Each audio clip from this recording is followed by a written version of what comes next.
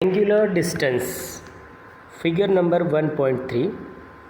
My dear friend, here figure number 1.3, you have to observe it. Now look, the location of any place on the earth is determined with reference to center of the earth. In order to do it, we considered a straight line joining the point on the surface and the center of the earth with the plane of the equator. The measures of this angle is used in determining the locations. For example, in figure 1.3, the measure of angle XMV is 30 degree. Okay? The measure of angle M, V and XMV, X, M and V is 30 degree. That is its angular distance from the equator is 30 degree. Look at the figure and tell the angular distance of Y from the equator. Figure 1.3 shows another plane. It passes through X. It is parallel to the plane of the equator. Observe 1.3 and see how it meets the surface of the earth. Note that it forms a circle on the surface.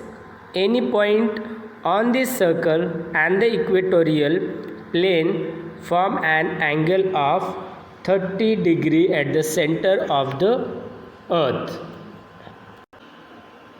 Do it yourself. Use figure 1.4 for the following. Figure 1.4, in the upper portion of the circle at the center X, draw angle of 20 degree. V1 xk1 and V2 xk2, k1 and k2 being the points on the circle. Draw an ellipse joining k1 and k2.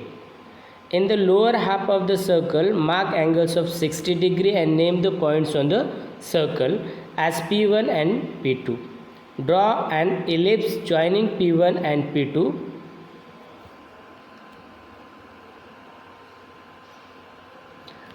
Are these distances between k1, k2 and P1, P2 the same? Compare the distances xk1 and xp2. Are these distances same or are they different? Now compare the ellipses you have drawn. Which is the explanation? Now look, parallel of latitude. You must have realized that the ellipse drawn by joining the 20 degree points is larger than the ellipse that joins the 60 degree points. However, the distances xk1 and xp2 are the same. This is because we are dealing with a sphere.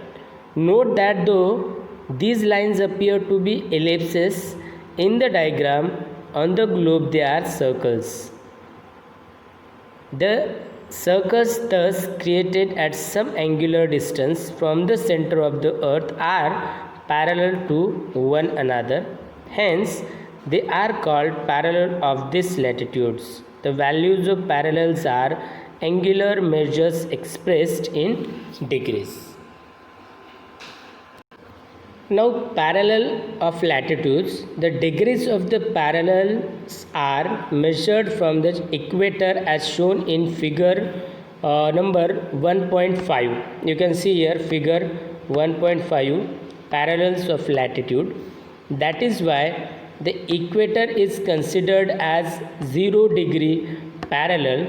It is the largest parallel and also a great circle. The angular distance of other parallel towards north and south goes on increasing away from the equator. Use your brain power. Explain the meaning of the term equator. Answer: the 0 degree parallel, which is the largest parallel and also called a great circle, is known as the equator. This definition you have to copy down into your notebook. Okay. The equator bisects the earth into north and south parts. The one to north is called the northern hemisphere, while one to the south is called the southern hemisphere. Toward the north and south of the equator, parallels of latitudes progressively become smaller and smaller on the globe and also on the earth at the north and south end of the earth's axis. They appear as points. These are called the north pole and the south pole respectively. Okay, remaining portion of this chapter we shall see in our next video. Thank you.